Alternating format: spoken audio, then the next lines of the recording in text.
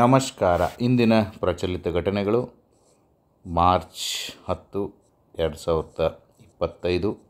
ಭಾರತ ದೇಶಕ್ಕೆ ಒಂದು ಖುಷಿಯ ಸಮಾಚಾರ. ಭಾರತ ಚಾಂಪಿಯನ್ಸ್. ಚಿತ್ರವನ್ನು ನೋಡ್ತಾ ಇದ್ದೀರಿ, ಸೆಲೆಬ್ರೇಷನ್ ಮಾಡ್ತಾ ಇದ್ದಾರೆ. ಫೈನಲ್ನಲ್ಲಿ ಭಾರತಕ್ಕೆ 4 ವಿಕೆಟ್ಗಳ ಜಯ ಸಿಕ್ಕಿದೆ. ದುಬೈನಲ್ಲಿ ಈ ಕ್ರೀಡಾಕೂಟ ನಡೆದಿತ್ತು.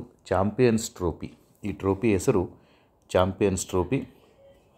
ಇದರ ಮೈಲುಗಲ್ಲುಗಳನ್ನು ನ್ಯೂಸ್ ಪೇಪರ್ದಲ್ಲಿ ಪರಿಚಯಿಸಿದ್ದಾರೆ. 263. ನ್ಯೂಜಿಲ್ಯಾಂಡ್ನ ರಚಿನ್ ರವೀಂದ್ರ 4 ಪಂದ್ಯಗಳಲ್ಲಿ ಗಳಿಸಿದ ಒಟ್ಟು ರನ್ ಇದು ಈ ಬಾರಿಯ ಚಾಂಪಿಯನ್ಸ್ ಟ್ರೋಫಿಯಲ್ಲಿ ದಾಖಲೆಯಾಗಿರ್ತಕ್ಕಂತಹ ಗರಿಷ್ಠ ಮೊತ್ತ. ಇಂಗ್ಲೆಂಡ್ನ ಬೆನ್ ಡಯಟ್ 226 ನಂತರ ಸ್ಥಾನದಲ್ಲಿದ್ದಾರೆ. ಈ ಒಂದು ಜಯಕ್ಕೆ ಭಾರತ ತಂಡಕ್ಕೆ 20 ಕೋಟಿ ರೂಪಾಯಿ ಬಹುಮಾನ ಸಿಕ್ಕಿದೆ. ನ್ಯೂಜಿಲ್ಯಾಂಡ್ ದೇಶ ರನ್ನರ್ ಅಪ್ ಆಗಿದ್ದಕ್ಕೆ 10 ಕೋಟಿ ರೂಪಾಯಿ ಬಹುಮಾನ ಸಿಕ್ಕಿದೆ. ನಾನು ನಿವೃತ್ತಿ ಆಗೋದಿಲ್ಲ ಅಂಥೇಳಿ ಭಾರತದ ಟೀಮ್ ಕ್ಯಾಪ್ಟನ್ ರೋಹಿತ್ ಶರ್ಮಾ ಅವರು ಹೇಳಿದ್ದಾರೆ. ಮರಳುಗಾಡಿನಲ್ಲಿ ರೋಹಿತ್ ಬಳಗಕ್ಕೆ ಕಿರೀಟ. ಪ್ರಮುಖವಾಗಿರ್ತಕ್ಕಂತಹ ಅಂಕಿಅಂಶಗಳನ್ನು ಇದರಲ್ಲಿ ನೀಡಲಾಗಿದೆ. ದಯವಿಟ್ಟು ಈ ಒಂದು ನ್ಯೂಸ್ ಪೇಪರ್ ಕಟ್ಟಿಂಗ್ಸನ್ನು ನಾನು ಹಾಕ್ತೀನಿ, ನೋಡಿ. ಈಗಾಗಲೇ ಭಾರತ 2 ಬಾರಿ ಚಾಂಪಿಯನ್ಸ್ ಟ್ರೋಫಿಯನ್ನು ಗೆದ್ದಿತ್ತು. ಇದು 3ನೇ ಬಾರಿ ಚಾಂಪಿಯನ್ಸ್ ಟ್ರೋಫಿಯಾಗಿ ಈ ಸಲ ಇತಿಹಾಸವನ್ನು ನಿರ್ಮಿಸಿದೆ. 2002ನೇ ಇಸ್ವಿಯಲ್ಲಿ ಶ್ರೀಲಂಕಾದೊಂದಿಗೆ ಜಂಟಿಯಾಗಿ ಪ್ರಶಸ್ತಿಯನ್ನು ಹಂಚಿಕೊಂಡಿತ್ತು. 2013ರಲ್ಲಿ MS ಧೋನಿ ಅವರು ನೇತೃತ್ವದಲ್ಲಿ ಈ ಒಂದು ಕಪ್ಪನ್ನು ಎತ್ತಿ ಹಿಡಿದಿತ್ತು. 2017ರಲ್ಲಿ ಫೈನಲ್ ತಲುಪಿದ ವಿರಾಟ್ ಕೊಹ್ಲಿ ನಾಯಕತ್ವದ ತಂಡ ಪಾಕಿಸ್ತಾನದ ಎದುರು ಪರಾಭವಗೊಂಡಿತ್ತು. ಆದರೆ ಈ ಸಲ 3ನೇ ಒಂದು ಚಾಂಪಿಯನ್ಸ್ ಟ್ರೋಫಿಯಾಗಿ ಒಟ್ಟಾರೆ ಗೆದ್ದಿರೋದು ನಮ್ಮೆಲ್ಲರಿಗೂ ಕೂಡ ಖುಷಿಯ ವಿಚಾರ. ಭಾಳ ಇಂಪಾರ್ಟೆಂಟ್ ಆಗಿರ್ತಕ್ಕಂಥ ಆರ್ಟಿಕಲ್ ಇದು. ಸರ್ಕಾರಕ್ಕೆ ವಿತ್ತೀಯ ಶಿಸ್ತು ಕಾಯ್ದುಕೊಳ್ಳುವ ಸವಾಲು, ಫಿಸ್ಕಲ್ ಡಿಸಿಪ್ಲಿನ್ ಅಂತ ಕರಿತೀವಿ. ಇದನ್ನು ಕರ್ನಾಟಕ ಸರ್ಕಾರದಲ್ಲಿ ಕಾಯ್ದುಕೊಳ್ಳುವುದು ಒಂದು ಸವಾಲಿನ ಸಂಗತಿ ಅಂತೇಳಿ ಕರ್ನಾಟಕ ಆರ್ಥಿಕ ಸಮೀಕ್ಷೆ 2024-25 ಅಧ್ಯಯನ ಮಾಡಿ ಪ್ರಜಾವಾಣಿ ದಿನಪತ್ರಿಕೆಯವರು ಈ ಒಂದು ಸ್ಟೇಟ್ಮೆಂಟನ್ನು ಕೊಟ್ಟಿದ್ದಾರೆ. ಸರ್ಕಾರಕ್ಕೆ ವಿತ್ತೀಯ ಶಿಸ್ತು ಕಾಯ್ದುಕೊಳ್ಳುವ ಸವಾಲಿದೆ ಅಂತಕ್ಕಂಥ ಸ್ಟೇಟ್ಮೆಂಟನ್ನು ಕೊಟ್ಟವರು ಪ್ರಜಾವಾಣಿ ನ್ಯೂಸ್ ಪೇಪರ್ದವರು. ಸೊ ದ್ಯಾಟ್ ಇದನ್ನು ತಾವು PSI, ಎಕ್ಸೈಸ್ ಸಬ್ ಇನ್ಸ್ಪೆಕ್ಟರ್ ಮತ್ತು KAS SA ಬರೆಯುವಾಗ ಯೂಸ್ ಮಾಡ್ಕೋಬೋದು. ವೆರಿ ಇಂಟ್ರೆಸ್ಟಿಂಗ್ ಕೆಲವೊಂದು ವಿಷಯಗಳು ಇದರಲ್ಲಿದೆ. ಕರ್ನಾಟಕದ ತಲಾದಾಯ 3,39,813 ರೂಪಾಯಿ ಅಂಥೇಳಿ ಇತ್ತು 2023-24ರಲ್ಲಿ. 2024-25ರಲ್ಲಿ ಅದು 3,80,906 ರೂಪಾಯಿ ತಲಾದಾಯ ಹೆಚ್ಚಾಗಿದೆ.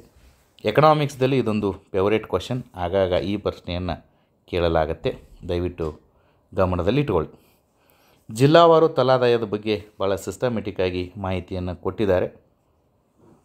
2023 ಮತ್ತು 24ನೆಯ ಒಂದು ಅಂಕಿಅಂಶಗಳಿದು. ಬೆಂಗಳೂರು ನಗರ 1ನೇ ಸ್ಥಾನ, ದಕ್ಷಿಣ ಕನ್ನಡ 2ನೇ ಸ್ಥಾನ, ಉಡುಪಿ 3ನೇ ಸ್ಥಾನ, ಚಿಕ್ಕಮಗಳೂರು 4ನೇ ಸ್ಥಾನ. ಕ್ರಮವಾಗಿ 4 ಸ್ಥಾನಗಳನ್ನು ಬರೀರಿ ಅಂತೇಳಿ ನಿಮಗೆ ಪ್ರಶ್ನೆ ಕೇಳ್ತಿರ್ತಾರೆ.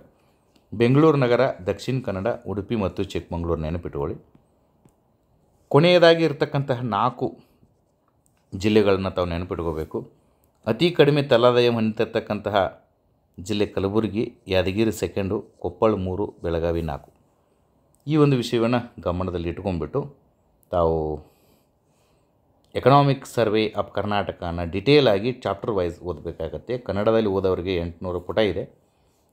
ಅದನ್ನು ಸರಿಯಾಗಿ ಜೆರಾಕ್ಸ್ ಮಾಡಿಸ್ಕೊಂಡು ಓದಿಬಿಟ್ರೆ ಯಾವುದೇ ಪರೀಕ್ಷೆಯಲ್ಲಿ ನಿಮಗೆ 10ರಿಂದ 12 ಅಂಕಗಳು ಗ್ಯಾರಂಟಿಯಾಗಿ ಬರುತ್ತೆ. ರಾಜ್ಯಕ್ಕೆ 3ನೇ ಸ್ಥಾನ ಇದೆ. ಇಂಪಾರ್ಟೆಂಟ್ ತಿಳ್ಕೊಳ್ಳಿ.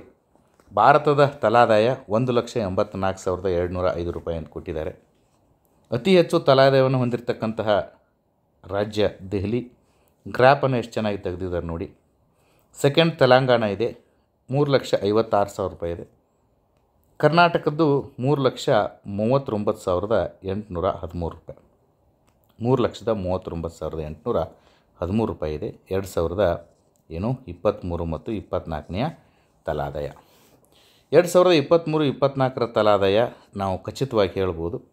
2024 ಮತ್ತು 2025 ತಲಾದಾಯವನ್ನು ಇನ್ನೂ ನಾವು ಖಚಿತವಾಗಿ ಹೇಳೋಕ್ಕೆ ಸಾಧ್ಯ ಇಲ್ಲ. ಬಿಕಾಸ್ ಇನ್ನೂ ಆರ್ಥಿಕ ವರ್ಷ ಮುಗಿದಿಲ್ಲ, ಅಂದಾಜಿಸಲಾಗಿದೆ ಅಂತಕ್ಕಂಥ ವಿಷಯವನ್ನು ಕೊಡ್ತಾರೆ. ಸೊ ದಟ್ 24-25 ಅಂದಾಜು 3,80,000 ಇದೆ. ಅಚೀವ್ ಮಾಡಿರ್ತಕ್ಕಂಥದ್ದು 3,39,000 ಇದೆ. ತಿಳ್ಕೊಳ್ಳಿ. ಯಾಕೆ ಅಂದಾಜಿಸಲಾಗತ್ತೆ ಅಂದರೆ ಇನ್ನೂ ಕೂಡ ಆರ್ಥಿಕ ವರ್ಷ ಮುಗಿದಿಲ್ಲ. ನಾವೀಗ 2025ನೇ ಇಸ್ವಿಯ ಮಾರ್ಚ್ ತಿಂಗಳಲ್ಲಿದ್ದೀವಿ. ಮಾರ್ಚ್ 31ಕ್ಕೆ ಆರ್ಥಿಕ ವರ್ಷ ಮುಗಿದ ನಂತರ ಎಲ್ಲ ಅಂಕಿಅಂಶಗಳನ್ನ ಕ್ರೋಢೀಕರಿಸೋದಕ್ಕೆ 3 ತಿಂಗಳು ಬೇಕಾಗುತ್ತೆ. ಸೊ ದಟ್ ಆವಾಗ ನಮಗೆ 24-25 ತಲಾದಾಯ ಬರುತ್ತೆ. ಆಲ್ಮೋಸ್ಟ್ ಇದು ಕೂಡ 24 ಮತ್ತು 25 ತಲಾದಾಯ ಫೈನಲ್ ಆಗೋದು ಯಾವಾಗಂದರೆ ಮುಂದಿನ ಎಕನಾಮಿಕ್ ಸರ್ವೆ ಬಂದಾಗೇನೆ ಅಂಥೇಳಿ ನಾವು ಹೇಳ್ಬೋದು. ಇದಾದ ನಂತರ ನಿಮಗೆ PSIದಲ್ಲಿ ಭಾಳ ಫೇವ್ರೇಟ್ ಆಗಿರ್ತಕ್ಕಂಥ ಒಂದು ಎಸ್ಸೆ ಚಾಪ್ಟರ್ ಯಾವುದಂದರೆ ಸೈಬರ್ ವಂಚನೆ. PSI ಪೊಲೀಸ್ ಸಬ್ ಇನ್ಸ್ಪೆಕ್ಟ್ರಿಗೆ 20 ಮಾರ್ಕ್ಸ್ದು ಎಸ್ಸೆ ಇರುತ್ತೆ. ಓಕೆ, ಈಗ ಎಕ್ಸೈಸ್ ಸಬ್ ಇನ್ಸ್ಪೆಕ್ಟರ್ ಒಂದು ಕಾಲ್ಫಾರ್ಮ್ ಆಗೋದಿದೆ, ಅದಕ್ಕೆ 30 ಮಾರ್ಕ್ಸ್ದು ಎಸ್ಸೆ ಇರುತ್ತೆ. ನಾವು ಈಗಾಗಲೇ ನಮ್ಮ ಟೆಲಿಗ್ರಾಮ್ ಚಾನಲ್ದಲ್ಲಿ ಪ್ರತಿದಿನ 2 ಎಸ್ಸೆಗಳನ್ನ ಕೊಡ್ತಾ ಹೋಗ್ತಾ ಇದ್ದೀವಿ. ತಾವು ದಿನ ಬರೆದು ಅದಕ್ಕೊಂದು ನಂಬರ್ ಕೊಟ್ಟಿದ್ದೀವಿ, ದಯವಿಟ್ಟು ಆ ನಂಬರಿಗೆ ಕಳಿಸ್ಕೊಡಿ. ಯಾಕಂದರೆ ನಿಮ್ಮ ಎಸ್ಸೆಯನ್ನು ಓಪನ್ ಮಾಡಿಬಿಟ್ಟು ಅಲ್ಲಿ ನಾವು ತಿದ್ದಿ ಅದನ್ನು ನಿಮಗೆ ಕಳಿಸೋದಕ್ಕೆ ಅನುಕೂಲ ಆಗುತ್ತೆ. ಆ ನಂಬರ್ ಯಾವುದು ಅಂಥೇಳಿ ನಿಮಗೆ ಗೊತ್ತಾಗಬೇಕಾದ್ರೆ ಟೆಲಿಗ್ರಾಮ್ ಚಾನಲ್ದಲ್ಲಿ ಇನ್ಸ್ಟ್ರಕ್ಷನ್ಸನ್ನು ನೋಡಿ. ಓಕೆ, ಸೈಬರ್ ವಂಚನೆ ಮೊತ್ತ 3 ಪಟ್ಟ ಹೆಚ್ಚಳು. ಓಕೆ ನೋಡಿ, ಇದಕ್ಕೊಂದು ಒಳ್ಳೆ ಕೊಟೇಶನ್ ಹಾಕಿ ನಾವು ಈ ಎಸ್ಸೆಯನ್ನು ಬರಿಬೋದು. ಸೈಬರ್ ವಂಚನೆ ತಂತ್ರಜ್ಞಾನದ ವರಪ್ರಸಾದ. ಇದೊಂದು ಆಧುನಿಕ ತಂತ್ರಜ್ಞಾನದ ವರಪ್ರಸಾದವೇ ಏನೋ ಸೈಬರ್ ವಂಚನೆ. ಸೈಬರ್ ವಂಚನೆ ನಾವಿಲ್ಲಿ ಏನು ಬರಿಬೋದು? ಪೊಲೀಸರು ಚಾಪೆ ಕೆಳಗೆ ನುಗ್ಗಿದರೆ ವಂಚಕರು ರಂಗೋಲಿ ಕೆಳಗೆ ನುಗ್ಗುತ್ತಿದ್ದಾರೆ ಅಂಥೇಳಿ ಸ್ಟಾರ್ಟ್ ಮಾಡ್ಬೋದು. ಪೊಲೀಸ್ ಸಬ್ ಇನ್ಸ್ಪೆಕ್ಟರ್ ಎಸ್ಸೆ ಬರೆಯುವಾಗ ಕತೆ ಆಮೇಲೆ ಈ ಮೂಲಕ ಎಸ್ಸೆ ಸ್ಟಾರ್ಟ್ ಮಾಡಬಾರ್ದು. ಬಿಕಾಸ್ ಅಲ್ಲಿರೋದೇ 600 ವರ್ಡ್ಸು, 60 ಶಬ್ದಗಳಲ್ಲಿ ನೀವು ಕತೆ ಬರೋದಕ್ಕೆ ಸಾಧ್ಯ ಇಲ್ಲ. ಒಂದು ಒಳ್ಳೆಯ ನಾಣ್ಣುಡಿ ಗಾದೆ ಮಾತು ಬರಿಬೇಕು. ಓಕೆ, ಹಾಗೆ ಬರೆದಾಗ ನಿಮ್ಮ ಒಂದು ಸೊಗಸು ಚೆನ್ನಾಗಾಗತ್ತೆ. ಕತೆ ಬರೆದುಬಿಟ್ರಿ ಅಂದರೆ 1 ಪೇಜ್ 1.5 ಪೇಜ್ ಕತೆನೇ ಆಗಿಬಿಡುತ್ತೆ. ಅವ್ನಿಗೆ ಗೊತ್ತಾಗತ್ತೆ ಇವನು ಕತೆ ಬರೆದಿದ್ದಾನೆ, ಇವನು ಕತೆ ಬರೆದವನಿಗೆ ಅಲ್ಲಿ PSIದಲ್ಲಿ ಒಳ್ಳೆ ಮಾರ್ಕ್ಸ್ ಬರಲ್ಲ, KS IASದಲ್ಲಿ ಬರ್ಬೋದು. ಕೆಲವೊಂದು ಅಂಕಿಅಂಶಗಳನ್ನ ಕೊಟ್ಟಿದ್ದಾರೆ, ದಯವಿಟ್ಟು ಗಮನಿಸಿ. ಬೆಂಗಳೂರು ನಗರದಲ್ಲಿ ಪ್ರಕರಣಗಳು ಎಷ್ಟಿದೆ, ಬೆಂಗಳೂರು ನಗರದಲ್ಲಿ ಪ್ರಕರಣಗಳನ್ನ ಕೊಟ್ಟಿದ್ದಾರೆ ಇವರು. 9,940 ಪ್ರಕರಣ ಆಗಿತ್ತು 2022ರಲ್ಲಿ. 23ರಲ್ಲಿ ನೋಡಿ 17,000 ಪ್ರಕರಣ ಆಗಿದೆ. 24ರಲ್ಲಿ 17,000 ಪ್ರಕರಣ ಆಗಿದೆ. 3 ಪಟ್ಟು ಪ್ರಕರಣ ಹೆಚ್ಚಾಗಿದೆ. ಹಣ ಕಳೆದುಕೊಂಡಿದ್ದಂತರೂ ಸುಮಾರು 6-3-18 ಇಲ್ಲಿ 3 ಪಟ್ಟು ಹಣ ಹೆಚ್ಚು ನೋಡಿ ಏನಾಗಿದೆ, 3 ಪಟ್ಟಾಗಿದೆ. 673 ಕೋಟಿ ಇತ್ತು, 1990 ಕೋಟಿ ಆಗಿದೆ. ಸುಮಾರು 2,000 ಕೋಟಿ ರೂಪಾಯಿ ವಂಚನೆ ಆಗಿದೆ. ರಿಕವರಿ ಆಗಿರ್ತಕ್ಕಂಥದ್ದು 652 ಕೋಟಿ. ಹಣ ಮುಟ್ಟುಗೋಲು ಹಾಕ್ಕೊಂಡಿರೋದು. ಜಪ್ತಿ ಆಗಿರೋದು ಕೇವಲ 139 ಕೋಟಿ. ರಾಜ್ಯದಲ್ಲಿ ಸೈಬರ್ ಅಪರಾಧ ಪ್ರಕರಣ ಅದನ್ನು ಕೂಡ ಕೊಟ್ಟಿದ್ದಾರೆ. 2022ರಲ್ಲಿ 12,879 ಕೋಟಿ ಇತ್ತು. ಪತ್ತೆ ಆದದ್ದು 3,232 ಕೋಟಿ. 2023ರಲ್ಲಿ 22,194 ಕೋಟಿ. ಪತ್ತೆಯಾಗಿದ್ದು 4,016 ಕೋಟಿ. 2024ರಲ್ಲಿ 21,000 ಕೋಟಿ. ಪತ್ತೆಯಾದದ್ದು 1,112 ಕೋಟಿ. ಇಡೀ ರಾಜ್ಯದಲ್ಲಿ ಸೈಬರ್ ಅಪರಾಧ ಪ್ರಕರಣಗಳು, ಇಲ್ಲಿ ಕೋಟಿ ಅಂಥದ್ದನ್ನು ತಪ್ಪಾಗಿದೆ, ಮಿಸ್ಟೇಕ್ ಮಾಡ್ಕೊಳ್ಳಿ. ಇದು ನಂಬರ್ 12,879 ಪ್ರಕರಣ ಇತ್ತು. ಪತ್ತೆಯಾಗಿದ್ದು 3,237. ಈ ಥರ ಇದನ್ನು ಓದ್ಕೊಂಬಿಡಿ. ಸೊ ದಟ್ ಸೈಬರ್ ಅಪರಾಧ ಪ್ರಕರಣ ತಕ್ಷಣ ನಿಮಗೇನಾದರೂ ಆದರೆ 1930ಕ್ಕೆ ಫೋನ್ ಮಾಡಿ ಅಂತೇಳಿದ್ದಾರೆ. ಇದು ನಿಮಗೆ ಜನರಲ್ ಸ್ಟಡೀಸ್ದಲ್ಲಿ GKದಲ್ಲಿ ಈ ಪ್ರಶ್ನೆ ಬರ್ಬೋದು, ನೆನಪಿಟ್ಟುಕೊಳ್ಳಿ. ಇದು ಒಂದು ಭಾಳ ಇಂಟ್ರೆಸ್ಟಿಂಗ್ ಸಬ್ಜೆಕ್ಟ್. ಇದು ಚಂದ್ರಬಾಬು ನಾಯ್ಡು ಅವರು ಘೋಷಣೆ ಮಾಡಿದ್ದಾರೆ. ಹೆಚ್ಚು ಮಕ್ಕಳನ್ನು ಹೊಂದಲು ಮಹಿಳಾ ನೌಕರರಿಗೆ ಪ್ರೋತ್ಸಾಹ. ಇಲ್ಲಿ ತನಕ ನಾವು 1970ರ ದಶಕದಲ್ಲಿ ಜನಸಂಖ್ಯಾ ನಿಯಂತ್ರಣ ಕ್ರಮಗಳನ್ನ ಜಾರಿಗೆ ತಂದಿದ್ವಿ. ಆದರೆ ಜನಸಂಖ್ಯೆ ನಿಯಂತ್ರಣ ಆದರೆ ನಮ್ಮ ದೇಶದಲ್ಲಿ ಮುದುಕರೇ ತುಂಬ್ಕೊಂಡು ಬಿಡ್ತಾರೆ, ಯುವ ಜನಸಂಖ್ಯೆ ಕಡಿಮೆ ಆಗುತ್ತೆ ಅಂತಕ್ಕಂಥ ಒಂದು ವಿಷಯ ಇವ್ರ ತಲೆಯಲ್ಲಿರ್ಬೋದು.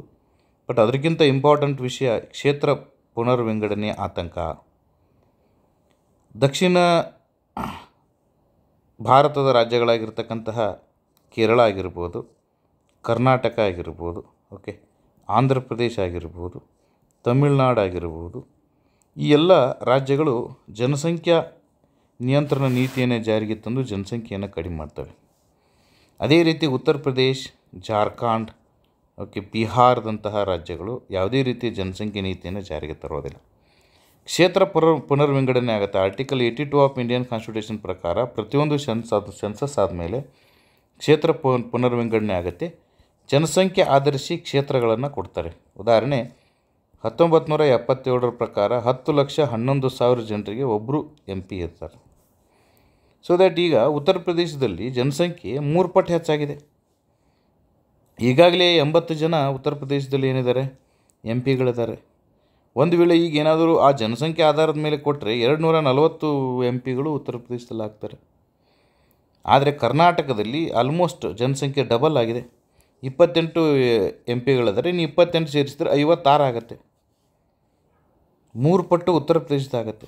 ಸೊ ದ್ಯಾಟ್ ಈ ಒಂದು ಕಾರಣವನ್ನು ಕೂಡ ಮನಗಂಡು ಚಂದ್ರಬಾಬು ನಾಯ್ಡು ಅವರು ಹೆರಿಗೆ ರಜೆ ಮಿತಿಯನ್ನು ತೆರವು ಮಾಡಿದ್ದಾರೆ. 3ನೇ ಮಗು ಹೆತ್ತವರಿಗೆ ಪ್ರೋತ್ಸಾಹಧನವನ್ನು ಕೂಡ ಕೊಡ್ತೀನಿ ಅಂತ ಹೇಳಿದ್ದಾರೆ. ಇದು ಎಷ್ಟು ಜನಸಂಖ್ಯಾ ಸ್ಫೋಟ ನಾವೆಲ್ಲ ಬರಿತಿದ್ವಿ. ಆ ಟೈಮ್ದಲ್ಲಿ ನೀವು ಇನ್ನೆಲ್ಲ ಹೊಸದಾಗಿ ಜನಸಂಖ್ಯಾ ಸ್ಫೋಟ ಬರೀತಕ್ಕಂಥದ್ರಲ್ಲಿ ಇವೆಲ್ಲ ಸೇರಿಸಬೇಕಾಗಿರ್ತಕ್ಕಂಥ ವಿಷಯ. 3 ಮಕ್ಕಳನ್ನು ಹೊಂದಿರತಕ್ಕಂಥ ಮಹಿಳೆಯರಿಗೆ ಪ್ರೋತ್ಸಾಹಧನ ನೀಡುವುದಾಗಿ ಆಂಧ್ರ ಪ್ರದೇಶದ ವಿಜಯನಗರಂ ಸಂಸದ ಕಲಿಶೆಟ್ಟಿ ಅಪ್ಪಲ್ಲನಾಯ್ಡು ಘೋಷಿಸಿದ್ದಾರೆ. ನೋಡಿ, 3ನೇ ಮಗು ಹೆಣ್ಣಾದರೆ 50,000, ಗಂಡಾದರೆ ಒಂದು ಹಸುವನ್ನು ಕೊಡುತ್ತೇನೆ ಅಂಥೇಳಿ ಪ್ರಕಟಿಸಿದ್ದಾರೆ. ಇವೆಲ್ಲ ಹೊಸ ಬೆಳವಣಿಗೆಗಳನ್ನ ತಾವು ತಿಳ್ಕೋಬೇಕು. ಕುಕಿ ಅಂತಕ್ಕಂಥದ್ದು ನಿಮಗಿಷ್ಟೇ ಸಿಂಪಲ್ಲಾಗಿ ಕೇಳ್ತಾರೆ. ಕುಕಿ ಅಂತಕ್ಕಂಥದ್ದು ಒಂದು ಬುಡಕಟ್ಟು ಸಮುದಾಯ. ಕುಕಿ ಜೋ ಅಂತಕ್ಕಂಥ ಒಂದು ಬುಡಕಟ್ಟು ಸಮುದಾಯ ಈ ಕೆಳಗಿನ ಯಾವ ರಾಜ್ಯದಲ್ಲಿ ಕಂಡುಬರುತ್ತೆ ಅಂತ ಕೇಳ್ತಾರೆ. That is Manipur. ಕುಕಿ ಪ್ರತಿಭಟನಾಕಾರರು ಭದ್ರತಾ ಸಿಬ್ಬಂದಿ ನಡುವಿನ ಘರ್ಷಣೆಯಲ್ಲಿ ಒಬ್ಬರು ಮೃತಪಟ್ಟಿದ್ದಾರೆ. ಮಣಿಪುರದಲ್ಲಿ ಕುಕಿ ಪ್ರಾಬಲ್ಯವುಳ್ಳ ಪ್ರದೇಶಗಳಲ್ಲಿ ಭಾನುವಾರ ಪ್ರತಿಭಟನೆ ನಡೆದಿದ್ದು ಹೆಚ್ಚಿನ ಭದ್ರತಾ ಸಿಬ್ಬಂದಿಯನ್ನು ನಿಯೋಜಿಸಲಾಗಿತ್ತು. ಸುದ್ದಿಯೆಲ್ಲ ಓದ್ಕೊಳ್ಳಿ. ಇದು ಕುಕಿಯವರು ಯಾಕೆ ಪ್ರತಿಭಟನೆ ಮಾಡ್ತಾ ಇದ್ದಾರೆ, ಭದ್ರತಾ ಸಿಬ್ಬಂದಿ ಅಲ್ಲಿ ಏನು ಮಾಡ್ತಾಯಿದ್ದಾರೆ. ಮಣಿಪುರದಲ್ಲಿ 2023ರಿಂದ ಕುಕಿ ಮತ್ತು ಮೈತೇಯಿ ಸಮುದಾಯದ ನಡುವೆ ಜನಾಂಗೀಯ ಘರ್ಷಣೆ ನಡೆದಿದ್ದು ಈವರೆಗೆ ಸುಮಾರು 250 ಜನರು ಸತ್ತು ಹೋಗಿದ್ದಾರೆ. ಹಲವಾರು ಕುಟುಂಬಗಳು ಅತಂತ್ರವಾಗಿದೆ. ಮುಖ್ಯಮಂತ್ರಿ ಎನ್ ಬೀರೇಂದ್ರ ಸಿಂಗ್ ಅವರು ರಾಜೀನಾಮೆ ಬಳಿಕ ಫೆಬ್ರವರಿ 13ರಿಂದ ರಾಜ್ಯದಲ್ಲಿ ರಾಷ್ಟ್ರಪತಿ ಆಡಳಿತ ಜಾರಿಗೆ ಆಗಿದೆ. ಮಣಿಪುರದಲ್ಲಿ 2023ನೇ ಇಸ್ವಿಯಿಂದ ಅಲ್ಲಿ 2 ಬುಡಕಟ್ಟು ಜನರಿಗೆ ಕುಕಿ ಮತ್ತು ಮೈತೇಯಿ ಅಂತಕ್ಕಂತಹ 2 ಬುಡಕಟ್ಟು ಜನರ ನಡುವೆ ಏನು ನಡ್ತಿದೆ, ಘರ್ಷಣೆ ನಡೆದಿದೆ. ಈ ಘರ್ಷಣೆಯ ಫಲದಿಂದ ಫೆಬ್ರವರಿ 13ಕ್ಕೆ ಮುಖ್ಯಮಂತ್ರಿ ಇದರಲ್ಲಿ ಬಿರೇನ್ ಸಿಂಗ್ ಅವರು ರಾಜೀನಾಮೆ ಕೊಟ್ಟಿದ್ದಾರೆ. ದಯವಿಟ್ಟು ಅದನ್ನು ತಿಳ್ಕೊಳ್ಳಿ. ನೆಕ್ಸ್ಟ್ ಇಲೆಕ್ಷನ್ ಕಮಿಷನ್ಗೆ ಸಂಬಂಧಪಟ್ಟಂಗೆ ಒಂದು ವಿಚಾರ ಬಂದಿದೆ. ಎಪಿಕ್ ನಿಮ್ಗೆ ಕೇಳ್ತಾನೆ, ಎಪಿಕ್ ವಿಸ್ತರಿಸಿ ಅಂತ ಕೇಳ್ಬೋದು. EPIC means electoral photo identity card. EPIC ಅಂದರೆ ಪ್ರತಿಯೊಬ್ಬರಿಗೂ ಕೂಡ 18 ವರ್ಷ ಮುಗಿದ ತಕ್ಷಣ ಹೆಣ್ಣಿರಲಿ ಗಂಡಿರಲಿ ಅವರಿಗೆ ಎಪಿಕ್ ಕಾರ್ಡನ್ನು ಕೊಡ್ತಾರೆ. ಎಪಿಕ್ ವಿಷಯವನ್ನು ಪ್ರಸ್ತಾಪಿಸಲು ವಿರೋಧ ಪಕ್ಷಗಳು ಸಜ್ಜಾಗಿದೆ. ಸಂಸತ್ತಿನ ಬಜೆಟ್ ಅಧಿವೇಶನದ ಮುಂದುವರಿದ ಭಾಗ ಇವತ್ತಿನಿಂದ ಸ್ಟಾರ್ಟ್ ಆಗಿದೆ. ಬಜೆಟ್ ಈಗಾಗಲೇ ಮಂಡಿಸಿದ್ದಾರೆ ಕೇಂದ್ರದ್ದು, ಅದರದ್ದು ಮುಂದುವರಿದ ಭಾಗ ಈಗ ಸ್ಟಾರ್ಟ್ ಆಗಿದೆ. ಸಂಸತ್ತಿನ ಬಜೆಟ್ ಅಧಿವೇಶನ ಸೋಮವಾರದಿಂದ ಪುನರಾರಂಭ ಆಗಲಿದೆ. ಮತದಾರರ ಪಟ್ಟಿಯಲ್ಲಿ ಅಕ್ರಮ ನಡೆದಿದೆ ಎಂಬ ಆರೋಪವನ್ನು ಮುಂದಿಟ್ಟುಕೊಂಡು ಸರ್ಕಾರದ ವಿರುದ್ಧ ವಿರೋಧ ಪಕ್ಷಗಳು ಪ್ರತಿಭಟನೆ ನಡೆಸಲು ಸಿದ್ಧ ಆಗಿದೆ. ಅದೇ ರೀತಿ ಮಣಿಪುರದಲ್ಲಿ ಹಿಂಸಾಚಾರದ ಬಗ್ಗೆಯೂ ಕೂಡ ಡಿಸ್ಕಷನ್ ಮಾಡೋರಿದ್ದಾರೆ. 2023ನೇ ಇಸ್ವಿಯಿಂದ ಮಣಿಪುರದಲ್ಲಿ ಹಿಂಸಾಚಾರಗಳು ನಡೀತಾ ಇದೆ. ಅಮೇರಿಕಾದ ಡೊನಾಲ್ಡ್ ಟ್ರಂಪ್ ನೇತೃತ್ವದಲ್ಲಿ ಕೆಲವು ತೀರ್ಮಾನಗಳನ್ನು ನಿಭಾಯಿಸುವಲ್ಲಿ ಕೇಂದ್ರ ಸರ್ಕಾರ ಇರಿಸಿದ ಹೆಜ್ಜೆಗಳನ್ನು ಕೂಡ ಪ್ರಸ್ತಾಪಿಸಲಿದ್ದಾರೆ. ಇದರ ಜೊತೆಗೆ ವಕ್ಫ್ ತಿದ್ದುಪಡಿ ಮಸೂದೆ ಭಾಳ ಚರ್ಚೆಯಲ್ಲಿದೆ. ಇದ್ರ ಬಗ್ಗೆಯೂ ಕೂಡ ತಾವು ಎಸೆ ಬರಿಬೇಕು ಅಂತೇಳಿ ನಾವು ಈಗಾಗಲೇ ಹೇಳಿದ್ದೇವೆ. ನಿಮಗೆ ಕೆಲವೊಬ್ಬರು ಬರೆದು ಹಾಕಿದ್ದೀರಿ. ಮಣಿಪುರದಲ್ಲಿ ರಾಷ್ಟ್ರಪತಿ ಆಡಳಿತ ಜಾರಿಗೆ ತಂದಿರೋದಕ್ಕೆ ಸಂಸತ್ತಿನ ಒಪ್ಪಿಗೆ ಪಡೆಯುವುದಕ್ಕೆ ಕೇಂದ್ರ ಗೃಹ ಸಚಿವರು ನಿರ್ಣಯ ಮಂಡಿಸುವ ನಿರೀಕ್ಷೆ ಇದೆ. ಯಾಕಂದರೆ ಫೆಬ್ರವರಿ 13ರಂದು ಬೀರೇನ್ ಸಿಂಗ್ ಅವರು ರಾಜೀನಾಮೆಯನ್ನು ಕೊಟ್ಟಿದ್ದಾರೆ. ಆ ಕಾರಣ ಅಮಿತ್ ಶಾ ಅವರು ಅಲ್ಲಿ ಈಗಾಗಲೇ ರಾಷ್ಟ್ರಪತಿ ಆಡಳಿತವನ್ನು ಹೇರಿಕೆ ಮಾಡಿದೆ. ಅಮಿತ್ ಶಾ ಅವರು ಅಲ್ಲಿ ಹುಟ್ಟಿರ್ತಕ್ಕಂತಹ ರಾಷ್ಟ್ರಪತಿ ಆಡಳಿತದ ಬಗ್ಗೆ ಅದನ್ನು ಸಂಸತ್ತಿನಲ್ಲಿಟ್ಟು ಪಾಸ್ ಮಾಡ್ಕೋಬೇಕಲ್ಲ, ಆ ಕೆಲಸವನ್ನು ಮಾಡೋರಿದ್ದಾರೆ. ಇದಾದ ನಂತರ ಎಪಿಕ್ ಸಂಖ್ಯೆಗಳು ಒಂದೇ ಆಗಿರುವ ನಿದರ್ಶನಗಳನ್ನ ಪ್ರಸ್ತಾಪಿಸಿ ಸರ್ಕಾರವನ್ನು ಇಕ್ಕಟ್ಟಿಗೆ ಸಿಲುಕಿಸುವುದಾಗಿ ವಿರೋಧ ಪಕ್ಷಗಳು ಹೇಳಿವೆ. ಯಾಕಂದರೆ ಕ್ಷೇತ್ರಗಳು, ಒಂದು ಕ್ಷೇತ್ರ ಇರುತ್ತೆ, ನಿಮ್ಮದು ಯಾವುದೋ ಒಂದು ಕುರ್ಚಿ ಕ್ಷೇತ್ರ ಅಂತ ತಿಳ್ಕೊಳ್ಳಿ, ಮತಕ್ಷೇತ್ರ, ಇನ್ನೊಂದು ರಾಯಬಾಗ್ ಮತಕ್ಷೇತ್ರ ಅಂತ, ಒಂದೇ ತಾಲೂಕದಲ್ಲಿ 2 ಮತಕ್ಷೇತ್ರಗಳು. ಒಬ್ಬ ವ್ಯಕ್ತಿ ಎಪಿಕ್ ಕಾರ್ಡು ಕುರ್ಚಿಯಲ್ಲೂ ಇರ್ತದೆ, ರಾಯಬಾಗದಲ್ಲೂ ಇರ್ತದೆ. ಹೆಸರು ಸೇಮು, ಫೋಟೋ ಸೇಮ್, ಹೆಸರು ಸೇಮ್, ಫೋಟೋ ಸೇಮ್. ಇಲ್ಲೊಂದು ಇಲೆಕ್ಷನ್ ಕಾರ್ಡ್ ಮಾಡಿಸಿರ್ತಾನೆ, ಇಲ್ಲೊಂದು ಇಲೆಕ್ಷನ್ ಕಾರ್ಡ್ ಮಾಡಿಸಿರ್ತಾನೆ. ಓಟ್ ಅವ್ನು ಇಲ್ಲೂ ಹಾಕ್ತಾನೆ, ಇಲ್ಲೂ ಹಾಕ್ತಾನೆ. ನೋಡಿ, ಇದು ಈ ಥರದ ಮತದಾರರ ಪಟ್ಟಿ, ವೋಟರ್ಸ್ ಲಿಸ್ಟ್ ಅಂತ ಕರಿತೀವಿ ನಾವು. ವೋಟರ್ ಲಿಸ್ಟ್, ಒಂದು ಕ್ಷೇತ್ರಕ್ಕೆ ಒಂದು ಮತದಾರರ ಪಟ್ಟಿ ಅಂತ ಇರುತ್ತೆ. ಆ ಥರ ಚುನಾವಣೆಗೆ ಸಂಬಂಧಪಟ್ಟ ಹಾಗೆ ವಿಷಯಗಳು ಡಿಸ್ಕಷನನ್ನು ಮಾಡ್ಕೋಬೇಕು. ಭಾಳ ಇಂಪಾರ್ಟೆಂಟ್ ಆಗಿರ್ತಕ್ಕಂಥ ಒಂದು ಎಸ್ಸೆ ಚಾಪ್ಟರ್ ಇದು. ಇಂಥ ಎಸ್ಸೆಗಳು IASದಲ್ಲಿ ಬರ್ತವೆ. ಓಕೆ, ಭಾಳ ಚೆನ್ನಾಗಿ ಬರೆದಿದ್ದಾರೆ. ಇದನ್ನು ನಾವು ಎಥಿಕಲ್ ಎಸ್ಸೆ ಅಂತ ಕರಿತೀವಿ. ಏನಂತ ಕರಿತೀವಿ ಅಂದರೆ ಎಥಿಕಲ್ ಎಸ್ಸೆ. ಇದನ್ನು ಟೆಲಿಗ್ರಾಮ್ ಚಾನಲ್ದಲ್ಲಿ ನಾನು ಕೊಟ್ಟಿದ್ದೀನಿ. ಕೆಲವೊಬ್ಬರು ಬರೆದು ಹಾಕಿದ್ದಾರೆ, ಚೆನ್ನಾಗಿ ಬರೆದಿದ್ದಾರೆ. PSI ಪರೀಕ್ಷೆಯಲ್ಲೂ ಇತ್ತೀಚೆಗೆ ಎಥಿಕಲ್ ಎಸ್ಸೆಗಳನ್ನ ಕೇಳ್ತಾ ಇದ್ದಾರೆ. ಸಂತೋಷ ಅಂತಕ್ಕಂಥದ್ದು, ಸಂತೋಷದ ಬಗ್ಗೆ ಕೇಳಿದರು. ಸಂತೋಷವಾಗಿರುವುದೇ ಯಶಸ್ಸನ್ನು ಪಡೆಯುವುದು ಸಂತೋಷ ಅಲ್ಲ, ಸಂತೋಷವಾಗಿರುವುದೇ ಯಶಸ್ಸು ಅಂತ ಕೇಳಿದರು. ಹಾಗೆಯೇ ಶಾಂತಿಯ ಬಗ್ಗೆ, ಪೀಸ್ ಅಂತಕ್ಕಂಥದ್ರ ಬಗ್ಗೆ ಏನಾದರೂ ನಿಮಗೆ ಎಸ್ಸೆ ಬರ್ಬೋದು. ವಿಶ್ವಶಾಂತಿಗೆ ಬೇಕು ಗಾಂಧಿ ಪಥ ಅಂತಕ್ಕಂಥ ಒಂದು ಆರ್ಟಿಕಲನ್ನು GS ಜಯದೇವ್ ಅವರು ಬರೆದಿದ್ದಾರೆ. ಬಹಳ ಅದ್ಭುತವಾಗಿದೆ, ಓದ್ಕೊಳ್ಳಿ. ಇದರಲ್ಲಿ ಈಗಾಗಲೇ ಉಕ್ರೇನ್ ಮತ್ತು ರಷ್ಯಾ ನಡುವೆ ಯುದ್ಧ ನಡೆದಿದೆ. ಈ ಒಂದು ಯುದ್ಧದ ನಿಲ್ಲಬೇಕಾಗಿತ್ತಂದರೆ ಡೊನಾಲ್ಡ್ ಟ್ರಂಪ್ ಅವರು ಭಾಗವಹಿಸಬೇಕಾಗ್ತದೆ. ಹೆಂಗಾದರೂ ಮಾಡಿ ಯುದ್ಧವನ್ನು ನಿಲ್ಲಿಸಬೇಕಾಗ್ತದೆ. ಯುರೋಪಿಯನ್ ಯೂನಿಯನ್ ಅಂತಕ್ಕಂಥದ್ದೊಂದಿದೆ. ಯುರೋಪಿಯನ್ ಯೂನಿಯನ್ನು ಉಕ್ರೇನ್ಗೆ ಸಹಾಯ ಮಾಡ್ತಾಯಿದೆ. ರಷ್ಯಾಗೆ ಯಾರ ಸಹಾಯ ಅವಶ್ಯಕತೆ ಇಲ್ಲ, ಬಿಕಾಸ್ ಅದೊಂದು ದೊಡ್ಡ ದೇಶ. ಇಂಡೈರೆಕ್ಟಾಗಿ ಡೊನಾಲ್ಡ್ ಟ್ರಂಪ್ ಅವರು ರಷ್ಯಾಗೆ ಸಹಾಯ ಮಾಡ್ತಾಯಿದ್ದಾರೆ. ಈ ಒಂದು ವಿಷಯವನ್ನು ಇಟ್ಟುಕೊಂಡು ಈ ಒಂದು ಒಳ್ಳೆಯ ಆರ್ಟಿಕಲನ್ನು ಬರೆದಿದ್ದಾರೆ. ಶಸ್ತ್ರಾಸ್ತ್ರ ಸಾಮರ್ಥ್ಯದಲ್ಲಿ ನನಗೆ ನಂಬಿಕೆ ಇಲ್ಲ, ಒಳಿತೆಸಗುವ ಸಾಧ್ಯತೆ ನನ್ನ ಸಾಮರ್ಥ್ಯ. ನಾನು ಯಾರನ್ನೂ ದ್ವೇಷಿಸುವುದಿಲ್ಲ. ಪುಟಿನ್ ಅವರಿಗೂ ಒಳಿತನ್ನೇ ಬಯಸುವತ್ತ ಅವರ ಹೃದಯದಲ್ಲಿ ಅನುಕಂಪ ಹುಟ್ಟಲಿ ಎಂದು ಪ್ರಾರ್ಥಿಸುತ್ತೇನೆ ಎಂದು ಜೆಲೆನ್ಸ್ಕಿ ಗೋಬೆಲ್ ಆಫೀಸ್ನಲ್ಲಿ ಹೇಳಿದ್ದಾರೆ. ಹೆಚ್ಚಿನ ಅಂತಾರಾಷ್ಟ್ರೀಯ ಅನುಕಂಪವನ್ನು ಅವರು ಗಳಿಸುತ್ತಿದ್ದರು. ಉಕ್ರೇನ್ನ ಮುಖ್ಯಸ್ಥರು ಜೆಲೆನ್ಸ್ಕಿ ಅವರು ಸ್ವಲ್ಪ ತಗ್ಗಿ ಬಗ್ಗಿ ನಡೆದು ಹೋಗಿದ್ದರೆ ಈ ಯುದ್ಧ ಕೊನೆಗಾಣ್ತಿತ್ತೇನೋ. ಬಟ್ ಆವತ್ತು ಚರ್ಚೆ ನಡೆದಾಗ ಡೊನಾಲ್ಡ್ ಟ್ರಂಪ್ ಮತ್ತು ಜೆಲೆನ್ಸ್ಕಿ ಅವರಿಗೆ ಒಳ್ಳೆ ಬಿಸಿಯಾದ ಚರ್ಚೆನೇ ಆಯಿತು. ಬಟ್ ದ್ವೇಷದಿಂದ ದ್ವೇಷ ಪರಿಹಾರವಾಗಲಾರದು, ಶಾಂತಿಯ ಮಂತ್ರ ಬೇಕಾಗತ್ತೆ. ಭವಿಷ್ಯ ಯುದ್ಧದಲ್ಲಿಲ್ಲ, ಬುದ್ಧನಲ್ಲಿದೆ ಅಂಥೇಳಿ ನರೇಂದ್ರ ಮೋದಿಯವರು ಕೂಡ ಹೇಳಿದ್ದಾರೆ. ಬುದ್ಧನ ಮಾತು ಇಂದಿಗೂ ಮುಂದೆಂದಿಗೂ ಸತ್ಯ, ದ್ವೇಷದಿಂದ ದ್ವೇಷ ಪರಿಹಾರವಾಗುವುದಿಲ್ಲ ಅಂಥೇಳಿ ಭಾಳ ಅದ್ಭುತವಾಗಿ ಬರೆದಿದ್ದಾರೆ. ನಾನು ಓದಿದ್ದೀನಿ. ಇಂಥ ಆರ್ಟಿಕಲ್ಸ್ಗಳನ್ನ ದಯವಿಟ್ಟು ತಾವು ಓದಬೇಕು. ನೀವು ಓದಿದರೆ ಮಾತ್ರ ಒಳ್ಳೆಯ ಎಸ್ಸೆ ಬರೆಯೋಕ್ಕೆ ಸಾಧ್ಯ ಇದೆ. ನಾವು ಏನು ಹೇಳಿದರೂ ಕೂಡ ನಿಮಗೆ ಬರೆಯೋದಕ್ಕೆ ಸಾಧ್ಯ ಇಲ್ಲ. ತುಂಬ ಜನ ಕೇಳ್ತಾರೆ, ಬರೆದರೆ ಮುತ್ತಿನ ಹಾರದಂತಿರಬೇಕು ಅಂತಕ್ಕಂಥದ್ದು ಪೇಪರ್ದಲ್ಲೇ ಬಂದುಬಿಟ್ಟಿದೆ ನೋಡಿ. ಬಹಳ ಜನ ಹೇಳ್ತಿರ್ತಾರೆ ಹ್ಯಾಂಡ್ ರೈಟಿಂಗ್ ಏನು ಇಂಪಾರ್ಟೆಂಟ್ ಅಲ್ಲ, ಎಸ್ ಇಂಪಾರ್ಟೆಂಟ್ ಅಲ್ಲ. ಯಾವುದಾಗೋದಕ್ಕೆ? ಪೊಲೀಸ್ ಆಗೋದಕ್ಕೆ, FDC ಆಗೋದಕ್ಕೆ, SDC ಆಗೋದಕ್ಕೆ ಇಂಪಾರ್ಟೆಂಟ್ ಅಲ್ಲ. ಆದರೆ ನೀವು ಪೊಲೀಸ್ ಸಬ್ ಇನ್ಸ್ಪೆಕ್ಟರ್ ಆಗೋದಕ್ಕೆ, KAS ಆಗೋದಕ್ಕೆ, IAS ಆಗೋದಕ್ಕೆ ಹ್ಯಾಂಡ್ ರೈಟಿಂಗ್ ಚೆನ್ನಾಗಿರಬೇಕಾದ್ದು ಮಸ್ಟ್ ಆ್ಯಂಡ್ ಶುಡ್. ಯಾಕಂದರೆ ನಾನು ಭಾಳ ಜನ IAS ಅಧಿಕಾರಿಗಳ ಕೆಳಗೆ ಕೆಲಸ ಮಾಡಿದ್ದೀನಿ. KAS ಅಧಿಕಾರಿಗಳು ನನ್ನ ಫ್ರೆಂಡ್ಸ್ ಇದ್ದಾರೆ ಎಷ್ಟೋ ಜನ. ನಾನು KAS ಪರೀಕ್ಷೆ ಪಾಸ್ ಆಗಿದ್ದೀನಿ. PSIಗಳನ್ನ ಭಾಳ ಜನ ನನ್ನ ಸ್ಟೂಡೆಂಟ್ಸ್ ಪಾಸ್ ಆಗಿದ್ದಾರೆ. Almost 90% of the successful candidates hand writing ಚೆನ್ನಾಗಿದೆ. ಯಾವ ಥರನಾಗಿ ಹ್ಯಾಂಡ್ ರೈಟಿಂಗ್ ಇರಬೇಕು ಅಂತಕ್ಕಂಥದ್ದನ್ನು ಭಾಳ ಅದ್ಭುತವಾಗಿ ಬರೆದಿದ್ದಾರೆ. ಶಿಸ್ತು, ಸ್ವಚ್ಛತೆ ಮತ್ತು ಸೌಂದರ್ಯ, ಈ 3 ಬರವಣಿಗೆ ಅಂದವನ್ನು ಹೆಚ್ಚಿಸುತ್ತವೆ ಅಂತ ಬರೆದಿದ್ದಾರೆ ನೋಡಿ. ಸುಂದರವಾದ ಬರವಣಿಗೆಯನ್ನು ಕಂಡು ಮೌಲ್ಯಮಾಪಕರು ಸಂತೋಷರಾಗುತ್ತಾರೆ, 2 ಅಂಕಗಳನ್ನ ಹೆಚ್ಚಿಗೆ ಕೊಡುತ್ತಾರೆ. ನಾನು ಯಾವಾಗಲೂ ಇದನ್ನ ಹೇಳ್ತೀನಿ. ಪರೀಕ್ಷೆಯಲ್ಲಿ 16 ಕ್ವಶನ್ಸ್ ಇರ್ತವೆ. KAS ಮುಖ್ಯ ಪರೀಕ್ಷೆಯಲ್ಲಿ ಒಂದೊಂದು ಪ್ರಶ್ನೆಗೆ ಒಂದೊಂದು ಅಂಕ ಬಂದರೆ 16 ಅಂಕ ಬರ್ತವೆ.